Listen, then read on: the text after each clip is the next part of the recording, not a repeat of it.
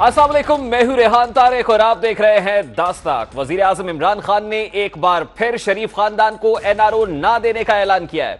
अवाम की जानिब से बराह रास्त सवालात के जवाब देते हुए वजीर आजम इमरान खान का कहना था कि नवाज शरीफ झूठ बोलकर बाहर चले गए, उनके बेटे बाहर हैं, मैंने बैरून मुल्क अपना फ्लैट बेचा और पैसा पाकिस्तान लाया। लेकिन अदालत में इसका जवाब दिया, अगर नवाज शरीफ ने चोरी नहीं की तो अदालतों का सामना क्यों नहीं करते। वो कहते हैं कि जब तक जिंदा हूं शरीफ खानदान को नहीं छोड़ूंगा, इस बार शरीफ खानदान को एनआरओ नहीं। वजीर आजम इमरान खान ने कैटेगोरिकली कह दिया है कि हुकूमत में तो अलग, लेकिन जब तक मैं जिंदा हूं तब तक मैं शरीफ खानदान को नहीं छोड़ूंगा जब तक आप लूटा हुआ पैसा वापस नहीं लेके आएंगे। शरीफ खानदान के खिलाफ हुकूमत ने एक बार फिर हुदैबिया पेपर मिल्स केस शुरू करने का ऐलान कर दिया है। वफाकी वजीर इत्तलात फवाद चौधरी के मुताबिक हुदैबिया पेपर मिल्स केस में अब कुछ नए हकाइक भी सामने आए, कुछ नए एविडेंसेस हैं जिन पर नई तफ्तीश का फैसला किया गया है। उम्मीद है अदलिया उन जजेस पर भी कार्रवाई करेगी जिन्होंने शरीफ फैमिली की मावनत की। इंसाफ का तकाजा है कि तमाम इदारे अपना किरदार अदा करें। पाकिस्तान का मुस्तकबिल कानून की हुक्मरानी से वाबस्ता है। सवाल पैदा होता है कि हुदैबिया पेपर मिल्स केस है क्या, इस केस पर सुप्रीम कोर्ट का फैसला क्या है, क्या हुकूमत इस फैसले को दोबारा चैलेंज कर सकती है, नैब हुदैबिया पेपर मिल्स केस में क्या किरदार अदा कर सकती है। 90 की दहाई में शरीफ खानदान पर बेनामी बैंक अकाउंट से भारी रकम मनी लॉन्ड्रिंग के जरिए बैरून मुल्क मुंतकिल करने का इल्जाम लगाया गया, जबकि बेनजीर भुट्टो के दूसरे दौरे हुकूमत में उनके मुशीर खास रहमान मलिक के हाथों इस मामले की तहकीकात का आगाज हुआ, मगर जो बेल है वो मुडेर ना चढ़ सकी। इस केस में बाज़ाब्ता रेफरेंस जनरल परवेज मुशर्रफ के दौरे हुकूमत में सन 2000 में दायर हुआ था। इस केस में कब कब क्या हुआ है जरा तफसील के साथ आपके सामने रख रहे हैं। सन 2000 में बाकायदा तौर पर रेफरेंस दायर हुआ। साबिक वजीर खजाना इसहाक डार ने साल 2000 में दफा 164 के तहत मैजिस्ट्रेट के सामने 45 सफ़ात पर मुश्तमिल एक एतराफी बयान दिया, एक कन्फेशन स्टेटमेंट उनकी जानिब से सामने आया जिसमें उन्होंने शरीफ खानदान के लिए 1 अरब 20 करोड़ रुपए मनी लॉन्ड्रिंग का एतराफ किया था। दिसंबर 2000 में शरीफ खानदान की जलावतनी के बाइस हुदैबिया रेफरेंस अपने मंतकी अंजाम को नहीं पहुंच सका। 7 बरस बाद यानी 2007 में नवाज शरीफ की वतन वापसी पर इसहाक डार अपने बयान हल्फी से मुकर गए। जो कन्फेशन स्टेटमेंट उन्होंने सन 2000 में दिया था, 2007 में जलावतनी के बाद जब वापस आए तो इस कन्फेशन स्टेटमेंट से इसहाक डार मुकर गए। सितंबर 2011 में नैब की जानिब से एहतसाब अदालत रावलपिंडी में मुकदमा खोलने की दरखास्त दायर की गई। दरखास्त दायर हुई तो शरीफ खानदान ने रेफरेंस को लाहौर हाई कोर्ट के रावलपिंडी बेंच में चैलेंज कर दिया। 2012 में लाहौर हाई कोर्ट के 2 रुकनी बेंच ने शरीफ खानदान की दरखास्त पर इख्तलाफी फैसला दिया। एक डिसेंटिंग नोट जज साहब की तरफ से इस डिसीजन में लिखा गया। दोनों जजेस के इख्तलाफ पर मामला रेफरी जज को भिजवाया गया। मई 2014 में रेफरी जज ने हुदैबिया रेफरेंस खारिज करने के हक में फैसला सुना दिया। नैब बोर्ड ने अपने प्रोसिक्यूटर की राय पर फैसले के खिलाफ अपील दायर ना करने का फैसला किया, जिसके बाद सितंबर 2014 में एहतसाब अदालत ने भी हुदैबिया रेफरेंस बहाल ना करने का फैसला सुना दिया। बाद 20 सितंबर 2017 को नैब ने सुप्रीम कोर्ट में अपील दायर की। 10 नवंबर 2017 को तहकीकात के लिए 3 रुकनी बेंच तश्कील दिया गया। हुदैबिया पेपर मिल्स रेफरेंस में मियां शरीफ, नवाज शरीफ, अब्बास शरीफ, उनकी अहलिया सबीहा अब्बास, हुसैन नवाज, हसन नवाज और मरियम नवाज के साथ साथ शहबाज शरीफ, उनके साहबजादे हमजा शहबाज और शरीफ बरादरान की वालिदा शमीम अख्तर भी मुल्ज़िमान में शामिल थे। जनवरी 2018 में सुप्रीम कोर्ट ने नैब की अपील मुस्तरद कर दी। 5 जनवरी 2018 को 36 सफ़ात पर मुश्तमिल फैसले में लिखा गया कि इस केस में हमें अफसोस है कि रेफरेंस में मुल्ज़िमान को दबाव में लाने के सिवा कुछ नहीं था, जबकि मुल्ज़िमान को दिफा का मौका भी नहीं दिया गया। अदालत उज़्मा ने नैब की कारकर्दगी पर तशवीश का इजहार करते हुए कहा कि मुकर्ररा वक्त में नैब ने जिम्मेदारी और लापरवाही का मुजाहिरा किया है, गैर जिम्मेदारी थी, नैब की तरफ से नेग्लिजेंस थी। जस्टिस काजी फायज ईसा ने फैसले में लिखा कि चेयरमैन नैब ने 4 बरस में रेफरेंस बहाली के लिए कोई अमली इकदाम नहीं उठाए और तहकीकाती इदारे की जानिब से केस को गैर मुअय्यना मुद्दत तक इल्तवा में रखा गया, जो कानूनी अमलदारी की तौहीन है। फैसले में लिखा गया कि हुदैबिया केस की असल मौत तो एहतसाब अदालत में ही हो गई थी। नैब ने 1229 दिन में इस केस की बहाली के लिए कोई अपील दायर नहीं की, टाइम बार्ड था, और ना ही तात्तुल किए जाने के हक में ठोस शवाहिद पेश किए कि यह तात्तुल क्यों हो रहा था, इस केस को लिंगर ऑन क्यों किया गया। हुदैबिया केस उसी वक्त मर गया था जब नैब मामले को कई बरसों तक मुताद्दिद अदालतों में घसीटा जाता रहा। तहरीरी फैसले में कहा गया कि हुदैबिया पेपर मिल्स रेफरेंस का मकसद सिर्फ मुल्ज़िमान को दबाव में लाना था और शरीफ खानदान को अपने बुनियादी कानूनी हुकूक से महरूम रखा गया। हुकूमत की जानिब से हुदैबिया केस में मजीद सबूत मिलने पर आज तर्जुमान मुस्लिम लीग नून मरियम औरंगजेब ने सवालात उठा दिए, यानी हुकूमत जो क्लेम कर रही है उस पर पाकिस्तान मुस्लिम लीग नून दे रही है, वो रद्द अमल भी आपके सामने रख रहा है। साफ पानी, गंदा नाला, आशियाना, 56 कंपनियां, लाहौर मेट्रो, मुल्तान मेट्रो, डिफिड के पैसे, जलजिले के पैसे खा गए शहबाज शरीफ साहब। उसके बाद आमदन से ज्यादा असासे बना लिए मनी लॉन्ड्रिंग कर। ये वो केसेस हैं जो 2.5 साल से कागज लहरा के खाके बना कर दिखाए गए कि शहबाज शरीफ ने करप्शन की है। जब इनके अंदर एक धेले की करप्शन नहीं मिली, कमीशन नहीं मिला, किकबैक नहीं मिला, मनी लॉन्ड्रिंग का कोई एविडेंस नहीं मिला और उसके ऊपर लाहौर हाई कोर्ट का फैसला आ गया, तो उसके बाद नौबत ये आई कि 1992 के केस को दोबारा खोलने की नौबत आई। अब सवाल यह है कि हुकूमत के पास ऐसे कौन से सबूत हैं कि वो हुदैबिया केस को दोबारा से खोलना चाहती है? किन बुनियादों पर शरीफ खानदान के गिर्द घेरा तंग किया जा रहा है? इन्हीं सवालात की वजाहत हुकूमत की जानिब से दी जा रही है। शहजाद अकबर साहब क्या तौजीह पेश कर रहे हैं वो भी आपके सामने रखते हैं।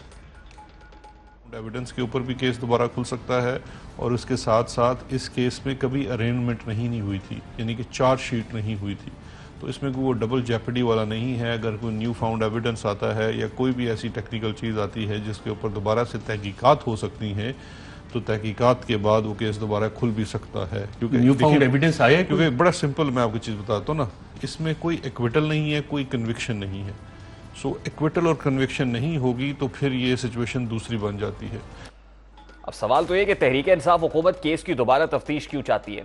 18 साल से मुख्तलिफ अदालतों से मुस्तरद मुकदमे को दोबारा क्यों जिंदा किया जा रहा है? क्या हुकूमत इस मुकदमे के जरिए शरीफ खानदान को टफ टाइम दे सकती है?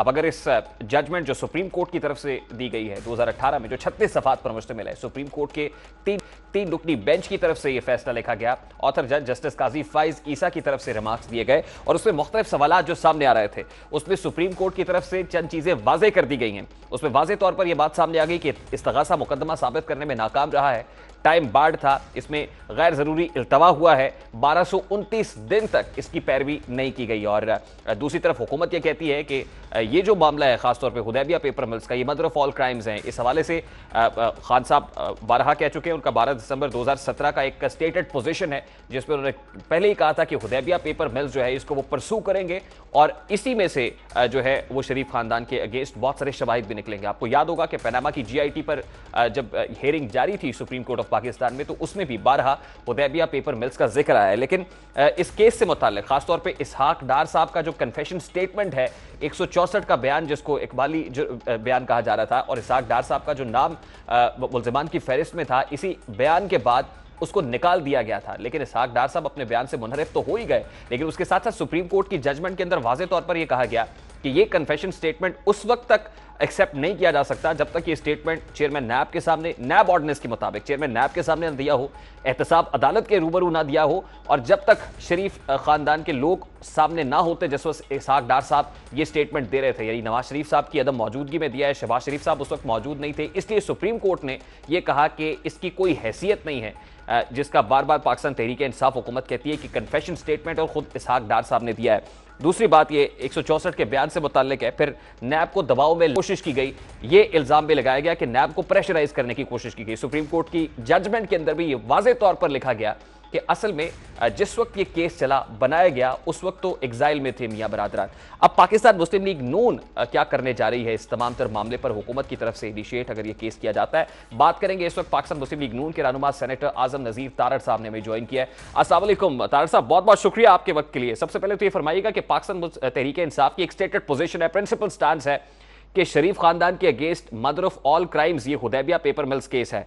अब सुप्रीम कोर्ट की तरफ से जो भी जजमेंट आ गई, लेकिन हुकूमत उसको सर्टेन ग्राउंड्स के ऊपर दोबारा से रीओपन करना चाहती है। पाकिस्तान मुस्लिम लीग नून का इसके ऊपर क्या स्टैंड है, कहां खड़े हुए आप? जी, पहली बात तो ये है कि ये फैसला हुकूमत का नहीं होना चाहिए। ये फैसला इन्वेस्टिगेटिंग एजेंसी जो कि इस केस में नैब है उसका फैसला होना चाहिए। और दूसरी बात ये है कि ये फैसला पहले हो चुका है। जब हुदैबिया केस को क्वाश किया लाहौर हाई कोर्ट ने और लार्जर बेंच ने क्वाश किया, उसके बाद पनामा पेपर्स में GIT की रिपोर्ट को बुनियाद बना के ये बात वहाँ पे कही गई कि हुदैबिया केस जो है उसमें बहुत मटीरियल है और कुछ नई चीज़ें भी आई हैं, और सुप्रीम कोर्ट ने ऑब्जर्व किया कि अगर ऐसी बात है तो आप अपनी कानूनी चाराजोई कर सकते हैं, या आपने क्यों नहीं की बल्कि ये कहा। उसके बाद सुप्रीम कोर्ट से रुजू किया नैब आजम नज़ीर तारड़ साहब हमारे साथ मौजूद है। मेरा ख्याल है कि सिग्नल स्ट्रेंथ का कुछ इशू है, टेक्निकली जो है उनकी आवाज़ हम तक नहीं पहुंच पा रही है। लेकिन आजम नज़ीर तारड़ साहब से ये जानने की कोशिश करेंगे कि हुकूमत जो इस वक्त स्टैंड पेश कर रही है कि ना तो इस केस के अंदर कोई एक्विटल हुआ है, ना ही कन्विक्शन हुई है, तो ये मामला कैसे आगे बढ़ सकता है और कैसे क्लोज किया जा सकता है। बारकैफ ओपन एंड शट केस भी हुकूमत इसको क्लेम करती है। लेकिन आजम नज़ीर तारड़ साहब की से दोबारा रिकनेक्ट करने की कोशिश करते हैं जी इस ब्रेक के बाद। एक ब्रेक लेते हैं, ब्रेक के बाद क्विकली वापस आते हैं।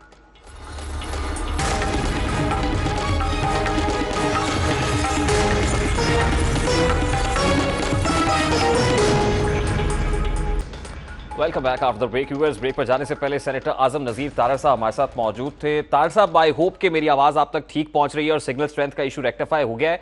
मैं आपसे जानने की कोशिश कर रहा था, आप ये कह रहे थे कि असल में ये हुकूमत का काम नहीं है बल्कि इन्वेस्टिगेटिव एजेंसी का काम है। तो इन्वेस्टिगेटिव एजेंसी तो पहले नैब थी, लेकिन हुकूमत ने यह फैसला कर लिया तहकीकात FIA से कराएंगे। नंबर 2 ये है कि जो सुप्रीम कोर्ट की जजमेंट थी जिसका हवाला आप ये दे रहे हैं कि ये केस अब बिल्कुल बंद हो चुका है, तो सुप्रीम कोर्ट ने इस पे जो टाइम बार्ड के मामले पर तो बात की थी, जायदुल मियाद का कानून इसके ऊपर लागू होता है या नहीं होता इस पर बताइएगा। तो मेरिट्स के ऊपर तो इस केस की बात नहीं हुई अभी तक, मेरिट्स पर बात होना तो बाकी है। आजम नज़ीर तारड़ साहब, देखिए, अगर वो सिर्फ टाइम बार्ड पे था तो नजर सानी में यही बात की गई कि आपने मेरिट पे भी किया और नया मटेरियल नहीं देखा और नजर सानी की दरखास्त भी खारिज हुई। ये बहुत बड़ी मिस स्टेटमेंट है कि सुप्रीम कोर्ट ने इस केस के मेरिट्स नहीं देखे और उन्होंने सुना नहीं है नैब को। सुप्रीम कोर्ट ने अपनी तसल्ली की और वो 3 मेंबर बेंच था, ये बड़ी तफसील से इस पे बहस हुई। उन्होंने नैब को पूरा मौका फराहम किया कि आप हमें बताएं कि ये केस क्यों रीओपन किया जाए। और जब हर तरह से नैब फेल हुआ तो फिर सुप्रीम कोर्ट ने लाहौर हाई कोर्ट के फैसले को बहाल रखा। जो एक आर्गुमेंट था उसमें कोर्ट का, जो एक वैलिड रीजन थी उसको ना खोलने की, वो उसका टाइम बार्ड होना था। लेकिन ये 36 सफात पे सिर्फ ये नहीं कहा, अगर ये टाइम बार्ड जजमेंट होता, केस होता और उस पे जजमेंट एक सफे की आती कि ये टाइम बार्ड केस है, हम इसको ओपन नहीं करते। साहब देखिए, आप लीगल एक्सपर्ट भी है। हुकूमत ये कह रही है कि ये वो केस है जिसके अंदर ना तो कन्विक्शन हुई है ना ही एक्विटल हुआ है, तो इस नौयत के केसेस को दोबारा से रीओपन किया जा सकता है। आप तो बेहतर तौर पे समझते हैं कानून इस मामले पर क्या कहता है सर? तब रीओपन हो सकता है जब इन्वेस्टिगेटिंग एजेंसी ने इसको बंद किया हो, जब हाई कोर्ट ने और सुप्रीम कोर्ट ने ये होल्ड किया हो कि ये तफ्तीश सिरे से शुरू ही बदनीति पे की गई थी और ये मुकदमा ही मैलाफाइडे के बेसिस पे कायम किया गया और इसलिए इसे क्वाश होना चाहिए, तो फिर ये किसी तरह से रीओपन नहीं हो सकता। ये तो एक साहब, आपको याद होगा कि पनामा GIT के मामले पर जब सुप्रीम कोर्ट में हियरिंग्स थी तो उसमें बारहा हुदैबिया पेपर मिल केस का जिक्र आया है। इसमें उस वक्त के चेयरमैन नैब कमरुज़्ज़मान चौधरी साहब को भी बुलाया गया। नैब के प्रोसिक्यूटर ने यह कहा क्योंकि नैब ने इसको परसू नहीं किया, इसलिए ये तो नैब के ऊपर था कि उसे परसू करना चाहिए था। जज साहब ने पूछा उनसे, कमरुज़्ज़मान चौधरी साहब से, कि हुजूर क्या आप इसको दोबारा से कोई अपील करना चाहते हैं? उन्होंने कहा कि मैं इस पर कोई अपील नहीं करना चाहते, जिसके बाद जज के ये रिमार्क्स थे कि नैब अब फौत हो चुकी है, नैब दम तोड़ चुकी है। इस स्टेटमेंट के बाद हुकूमत ने फैसला किया है कि इस पे नैब इसको परसू नहीं करेगी बल्कि FIA से तहकीकात कराई जाएंगी। इस डिसीजन को किस तरह से देखते हैं? मुझे बड़ा अफसोस हो रहा है अगर हुकूमत ये कहानी सामने रख रही है। आप कम से कम कोई हुकूमती वजीर ये जहमत कर ले और अगर हम ही बैठ के मीडिया पे वो 36 सफात की जजमेंट जो कि फाइनली सुप्रीम कोर्ट के बेंच ने हुदैबिया केस में दी है उसको पढ़ लिया जाए। उसमें ये लिखा है कि नैब ने पानामा पेपर्स में जो ऑब्जर्वेशंस दी गई थी उसके ताबे ये अपील फाइल की है। लेकिन तारड़ साहब, अगर हुकूमत ये जवाब पेश करती है कि उनके पास को मजीद शहादतें आ गई हैं या मजीद शवाहिद मौजूद हैं, तो इन नए एविडेंसेस की बुनियाद पर भी आप ये कह रहे हैं कि इसको रीओपन नहीं किया जा सकता? ये तफ्तीश चेयरमैन नैब ने क्लोज नहीं की मेरे भाई। इस पे पहले अदालत ने फैसला दिया, ये रेफरेंस क्वाश किया है लाहौर हाई कोर्ट ने। फिर उस क्वाशिंग के ऑर्डर को सुप्रीम कोर्ट में नैबी ने चैलेंज किया कि जी हम इस फैसले से मुत्तफिक नहीं। तारड़ साहब, वो बात ठीक है, क्वाइट अंडरस्टैंडेबल। अब पाकिस्तान मुस्लिम लीग नून का इसके ऊपर क्या रद्देमल होगा? क्या आपको काउंटर में अदालत से रुजू करेंगे, कंटेम्प्ट ऑफ कोर्ट के लिए जाएंगे, हुकूमत के खिलाफ क्या करेंगे सर? ये सारी ऑप्शंस मौजूद हैं।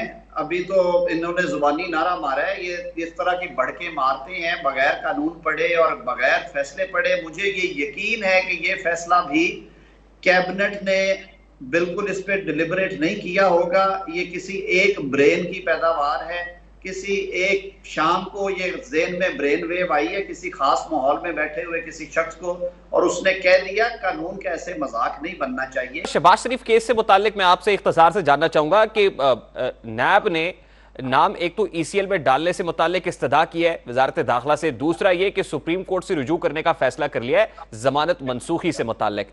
इस इकदाम को किस तरह से देखते हैं तार साहब?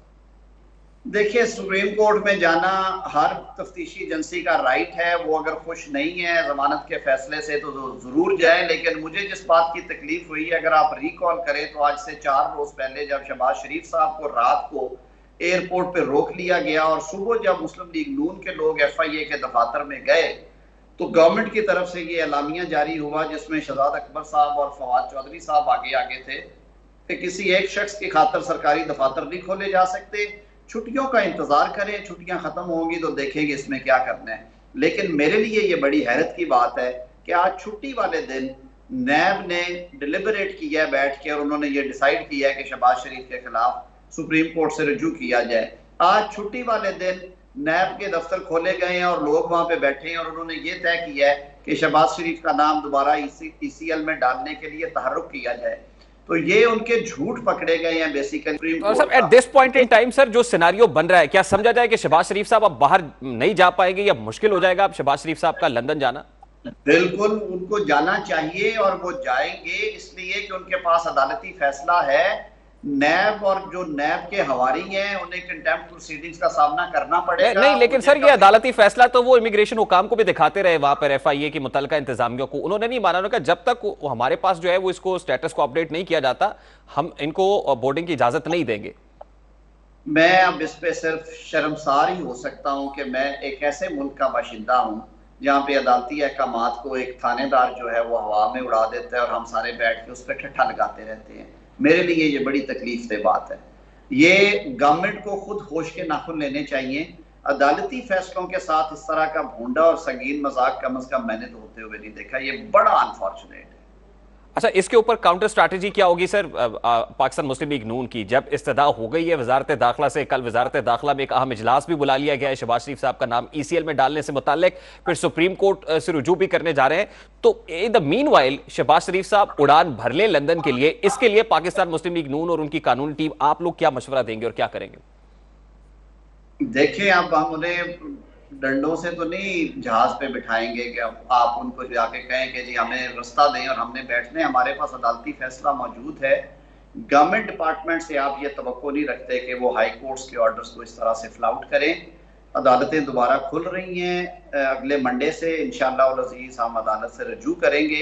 कंटेम्प्ट भी हमारे पास एक ऑप्शन है, इम्प्लीमेंटेशन ऑर्डर की एक CM जो है वो भी हमारे पास ऑप्शन है। इसके अलावा दीगर ऑप्शंस भी हैं। तो वो हम अपने जो कानूनी चारा जोई है और जो हमारी ऑप्शंस है वो हम अपना हक महफूज रखते हैं और वो शहबाज साहब के केस में इंशाल्लाह इस्तेमाल की जाएंगी। ठीक है, बहुत बहुत शुक्रिया आजम नज़ीर तारड़ साहब आपके वक्त के लिए। पाकिस्तान मुस्लिम लीग नून के रहनुमा सेनेटर आजम नज़ीर तारड़ हमारे साथ मौजूद थे। इस वक्त साबिक जज Lahore high court justice retired नासरा जावेद साहिबा ने हमें ज्वाइन किया है। अस्सलाम वालेकुम, बहुत बहुत शुक्रिया नासरा जावेद साहिबा आपके वक्त के लिए। सबसे पहले तो ये फरमाइएगा कि हुदैबिया पेपर मिल्स केस पर ज़ायदुल मियाद का कानून लागू होता है? क्योंकि बैरिस्टर चौधरी एतजाज एहसन साहब ये कह रहे थे कि फौजदारी मुकदमात में ऐसा नहीं होता, दीवानी नौयत के केसेस के अंदर ज़ायदुल मियाद का कानून लागू होता है। बिल्कुल, एतजाज एहसन तो हमारे सबसे बुलंद पाया वकील हैं और माशाल्लाह जो भी उन्होंने मशवरा दिया है ये दुरुस्त है।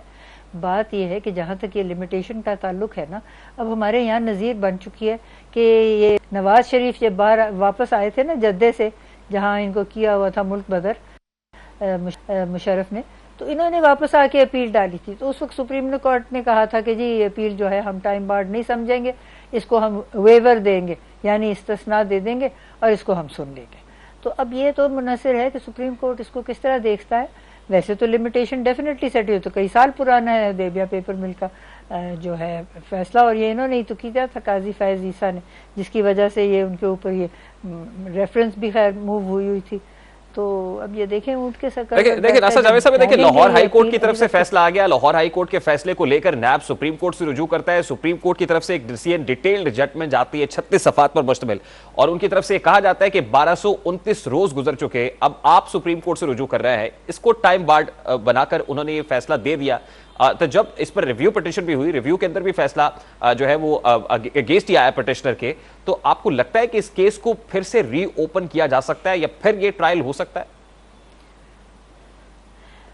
मेरे ताई ये हुदैबिया पेपर मिल का केस जो है ये तो बड़ा मुश्किल है रीओपन करना इतनी देर के बाद।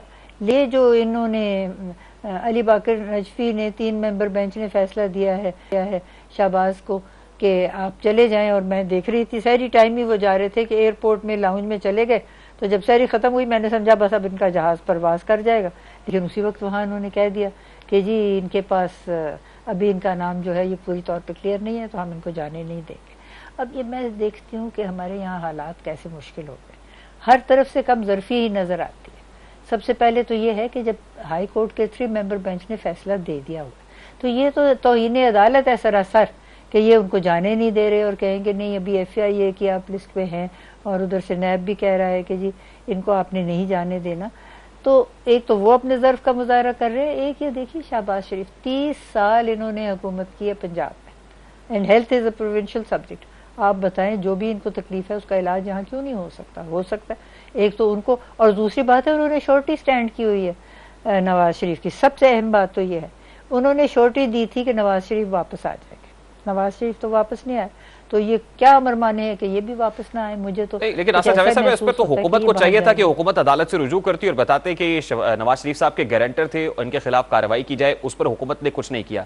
नंबर 2 ये कि शहबाज शरीफ साहब का नाम ब्लैक लिस्ट में तो था, ECL में नहीं था। अब ECL में डलवाने के लिए नैब ने दरखास्त कर दी वजारत दाखिला से। जिस वक्त लाहौर हाई कोर्ट के 3 मेंबर जजमेंट आ चुकी है, ऑर्डर आ गया कि इन्हें जाने दिया जाए, और इससे पहले इनका पास्ट रिकॉर्ड ये बताता है कि इलाज की गरज से गए, वापस आ गए, ये हियरिंग्स में आते रहे हैं, पेश खुद को इन्होंने सरेंडर किया, फिर ये कोर्ट लखपत जेल में रहे हैं। तो फिर यहाँ पर हुकूमत को क्या खतरा है? क्या हुकूमत कंटेम्प्ट नहीं कर रही है? यहाँ पर अदालत की तौहीन अदालत की मरतकब नहीं हो रही? मैंने तो पहले ही कहा कि ये तो यकीनन तौहीन अदालत की मुर्तकिब हैं। अब वो कहते हैं हमने अपील में जाना है सुप्रीम कोर्ट, और बात यह है कि आजकल तो है छुट्टियां, ये अगली अपील से पहले तो सुप्रीम कोर्ट को मूव कर ही नहीं सकते, क्योंकि कोई अदालत इस वक्त खुली है नहीं, एजेंट्स के लिए भी नहीं खुली। तो ये सारा मामला जो है ना, ये उनकी तरफ से भी कम ज़रफ़ी का मुजाहरा है, क्योंकि जब वो पहले वापस आते रहे तब ये सूरत नहीं थी कि ये गारंटर हैं नवाज शरीफ के। और ये यकीनन बात जो एडवोकेट जनरल साहब की तरफ से अपीयर हुए हैं अदालत में, ये 3 मेंबर बेंच के, उन्होंने ये बात ज़रूर बताई होगी कि इन्होंने श्योरिटी स्टैंड की। अगर नहीं भी बताई, इनको पता है कि ये श्योरिटी तो थी ही शहबाज शरीफ की जिसके ऊपर नवाज गए हैं, और उनको तो गए हुए अब देखिए कितना अरसा हो गया। उन्होंने कहा था कि जी बस अपना इलाज करा के वापस आ जाएंगे, ना वो आए और इनका भी कोई पता नहीं कि ये आएंगे या नहीं आएंगे, क्योंकि सूरत हाल दिन ब दिन बदलती है ना। तो ये गालिबन यही बहाना करके कि जी वो मेरा डॉक्टर छुट्टी पे गया हुआ था या वो टेस्ट रिपोर्ट्स नहीं थी अवेलेबल, तो कुछ भी कर सकते हैं। लेकिन ये सब बातें मैं समझती हूँ 3 मेंबर बेंच के आगे जरूर हुई होगी। जी जी बिल्कुल, शहबाज शरीफ साहब ने ये तौजीह पेश की थी कि उनकी डॉक्टर के साथ अपॉइंटमेंट है, और फिर टिकट भी प्रेजेंट किया गया था अदालत के सामने। इसी बेसिस के ऊपर उनको जो है बाहर जाने की इजाजत दी गई थी। टिकट तो इनके पास पहले ही था, बेल उनकी हुई है शाम को, और देखिए कितनी उजलत में उनकी बेल हुई। सुबह उनका केस लगा है और उनको उसी वक्त हो गई बेल। ये कितना हैरत अंगेज बात है कि आम जो शहरी हैं 10-10 साल वो लटके रहते हैं और कुछ भी नहीं होता, और इनका सुबह से लेकर दोपहर तक फैसला भी हो गया। तो ये सारी बातें जो है ना, हमारी अपनी जो रियासत है इसके जो सतून है कॉन्स्टिट्यूशन में। अच्छा, हम तो नासिर जावेद साहब ऐसा कोई स्टेटमेंट देने से डरते हैं कि कहीं पर कंटेम्प्ट ना हो जाए हमसे। यकीनन अगर आप मैं कहूँ कि ये इतनी जल्दी इसको किस उजरत में उन्होंने फैसला किया, तो ये भी कंटेम्प्ट हो सकता है। लेकिन जो हकायक पे मबनी हो ना बात, उस पर कंटेम्प्ट नहीं हो सकता। कंटेम्प्ट ये होता है कि आप अदालत का हुक्म ना माने, जैसे अब इन्होंने नहीं माना, या आप अदालत के खिलाफ कोई ऐसी बात करें जो हकायक पे मबनी ना हो। तो अगर हम कहें कि उन्होंने उजरत में फैसला किया, तो इसमें तो कोई शक ही नहीं। देखिए सुबह उनके सामने केस लगा, उसी वक्त उन्होंने फैसला कर दिया। अब देखिए शहबाज शरीफ साहब के पास फिर क्या रास्ता है? देखिए उनके पास कोर्ट का ऑर्डर मौजूद है, वही ऑर्डर वो इमिग्रेशन हुकाम के सामने प्रेजेंट करते रहे, उन्होंने वो मानने से इनकार कर दिया। अब जब नैब ने ये फैसला किया है, वो इसको चैलेंज करेंगे उनकी बेल को, फिर उनका नाम ECL में डाला जाएगा। In the middle of this Shahbaz Sharif साहब के पास क्या ऑप्शन है कि वो जाएं, क्योंकि उनकी अपॉइंटमेंट है डॉक्टर के साथ, उन्हें लंदन पहुंचना है। तो इस सारे सिनारियों में तो वो जाते हुए दिखाई नहीं दे रहे। देखिए वो तो जाएंगे तभी जब एयरपोर्ट पे कोई इनको जहाज़ पे चढ़ने देगा। तो हमने खुद देखा है कि डिपार्चर लाउंज में गए हैं और हवाई जहाज़ पे इनको चढ़ने की इजाज़त नहीं मिली। तो ये इनके पास तो कोई चारा नहीं, ये केस को कंटेस्ट करेंगे या दरख्वास्त खुद सरे नौ देंगे, कंटेम्प्ट प्रोसीडिंग हाई कोर्ट में चला सकते हैं और सुप्रीम कोर्ट में भी जो उन्होंने अपील की है उसका भी मुकाबला करें। उसके अलावा इनके पास तो कोई चॉइस नहीं। या ये है कि जैसे ये तालिबान बॉर्डर आर पार करते हैं, ये अफ़गान बॉर्डर तो आपको पता है ना पोरस है, बावजूद इसके कि आप कोशिश कर रहे हैं कि वहाँ सलाखें और ये सब चीज़ें लगाएं, लेकिन वहाँ रोज़ हादसा होता है, बॉर्डर खुला है। और अक्सर व बेशतर ऐसा भी होता रहा है कि इस तरह के बॉर्डर्स पे लोग क्रॉस करते रहे, चाहे बड़े बड़े सियासी अकाबरीन क्यों ना हो। तो इस वक्त तो उनके सामने और कोई अनफॉर्चुनेटली हमारा तो लंदन के साथ कोई बॉर्डर भी नहीं मिलता है नासा जावेद साहब, और ना ही पोरस है नहीं, इलीगल बॉर्डर क्रॉसिंग हो जाए। अफगानिस्तान से एक दफा चले जाए ना तो अफगानिस्तान से आगे जाना तो कोई मसला नहीं है। ठीक है, बहुत बहुत शुक्रिया नासरा जावेद साहब आपके वक्त के लिए। जस्टिस रिटायर्ड नासरा जावेद साहबा हमारे साथ मौजूद थी। अभी एक ब्रेक लेंगे और ब्रेक के बाद जब वापस आएंगे तो फिर बात करेंगे कि वजीर आजम अपनी टीम क्यों ना बदल सके। बड़ा मामला है, इस मामले को उठाएंगे इस ब्रेक के बाद। हमारे साथ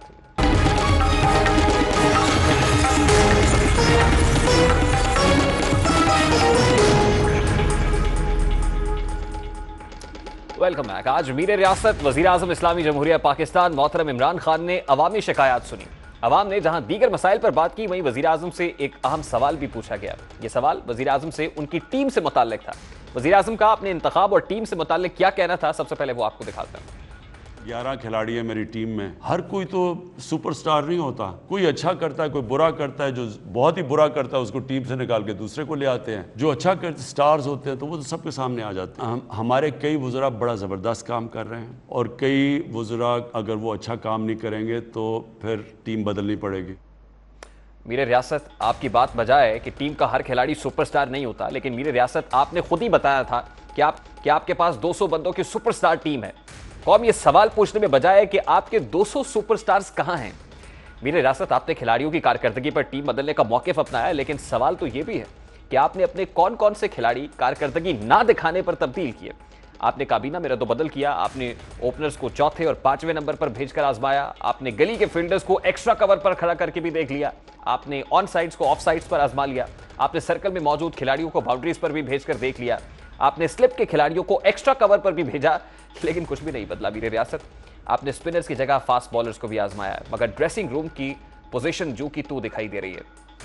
अब पोजीशन बदलती रही है लेकिन कारकर्दगी बेहतर नहीं हुई। एक म्यूजिकल चेयर जरूर दिखाई दे रही है, क्योंकि आप तो जो पेन किलर्स के जरिए वक्ती रिलीफ के मुतलाशी रहे हैं कि पेन किलर दी जाए और वक्ती तौर पर एक रिलीफ मिल जाए। आपने तो मरज का मुकम्मल इलाज नहीं किया है। मीर रियासत, सिर्फ पेन किलर और पोजीशन बदलने से इलाज तो नहीं होते हैं। बीमार को जड़ से उखाड़ना पड़ता है, बीमार का और उसका मरज तलाश करना पड़ता है। कारकर्दगी ना दिखाने वालों को घर भेजा जाता है। कारकर्दगी ना दिखाने वालों को आपने थर्ड मैन की पोजीशन पर भी नहीं भेजा। मीर रियासत, आपने अपनी टीम की निफ्स सेंचुरी तो मुकम्मल कर ली है, हाफ सेंचुरी हो गई है, मगर मुल्क की तकदीर फिर भी नहीं बदल सकी है। मीर रियासत, आपका 2.5 साल का पावर प्ले सेशन भी खत्म हो चुका है। अब तो आपको दिफाई पोजीशन इख्तियार करना पड़ रही है। दिखाई दे रहा है, ये तासुर है कि शायद कहीं बैकफुट पर जाती हुई हुकूमत दिखाई दे रही है। अब आपको ऑपोजिशन के बाउंसर्स का सामना करना पड़ेगा। आप हिज़्ब इख्तिलाफ की जानिब से छक्कों और चौकों की बरसात को भी सामना करते हुए देखेंगे। आपकी टीम की कारकर्दगी का जवाब आपसे अवाम और ऑपोजिशन मांगेगी। मीर रियासत, अब आप तो महज पुरानी हाईलाइट्स के जरिए अवाम में अपना एतमाद बहाल करने की कोशिश कर रहे हैं। मीर रियासत, आप कल ही हिजाज़ मुक़द्दस से वापस आए हैं, काबतुल्लाह और रोज़े रसूल सल्लल्लाहु अलैहि वसल्लम का शरफ भी हासिल किया है।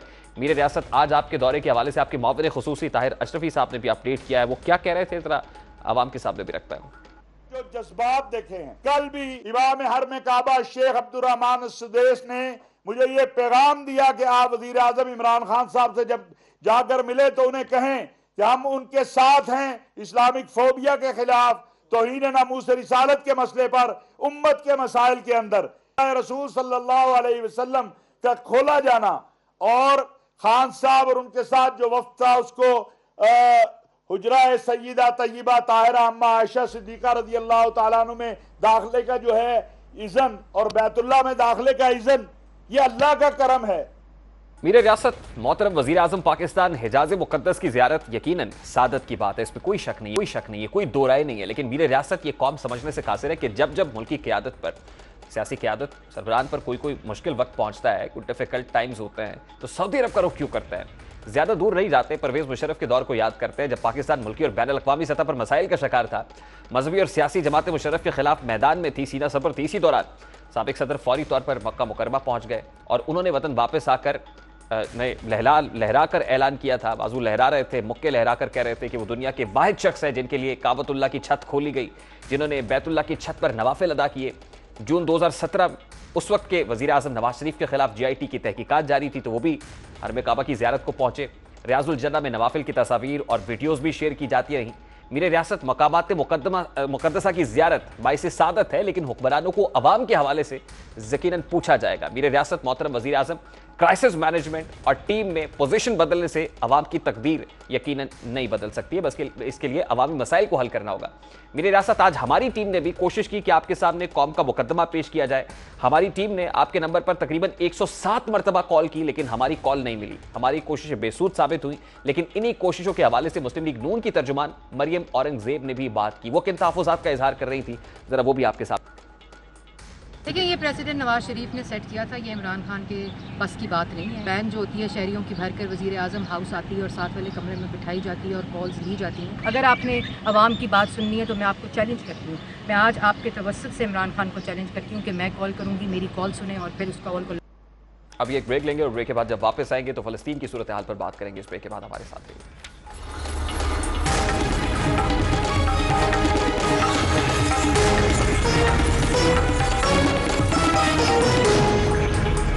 गोलियों की गूंज, आंसू गैस की शेलिंग, फजा से आग बरसाते तैयारे। इसराइली तसल्लुत के सामने सीना सपर फलस्तीनी अवाम अपना सब कुछ लुटाकर भी पूरी इस्तकामत के साथ खड़े हुए हैं।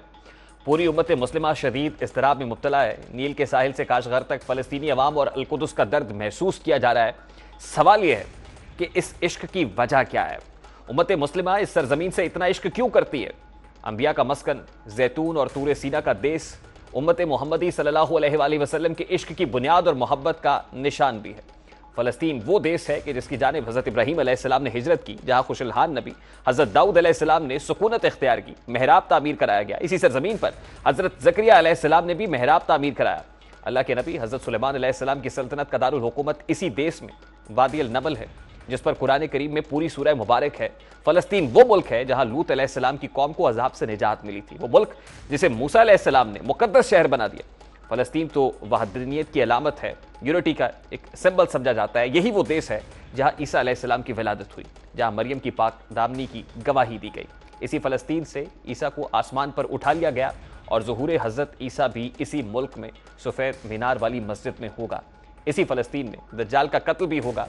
हमारे इश्क व अकीदत की सरजमीन फ़लस्तीन ही को अर्ज़ महशर भी करार दिया गया है। यही हमारा किबला अव्वल भी है। मस्जिद अक्सा से मुसलमानों की अकीदत की वजह यहाँ नमाज अंबिया और इमामत मुस्तफ़ा सल्लल्लाहु अलैहि वसल्लम भी है। मिराज की रात मक्का के बाद मंजिल रहमतुल आलमीन भी यही शहर बना।